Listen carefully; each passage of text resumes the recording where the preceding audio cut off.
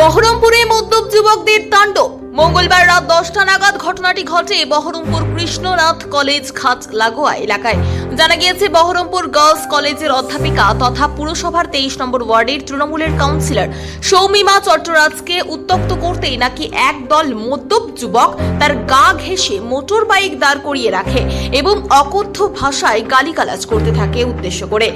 তার তীব্র প্রতিবাদ করেন কাউন্সিলর। গতকাল কেন কলেজ ঘাটের ওখানে আমরা কিছু পরিচিত মানুষ একসাথে দাঁড়িয়ে চা খাচ্ছিলাম। আরও লোকজন, স্থানীয় লোকজন ছিল। 3টি ছেলে, তারা একটা সিঙ্গেল বাইকে আসছিলেন।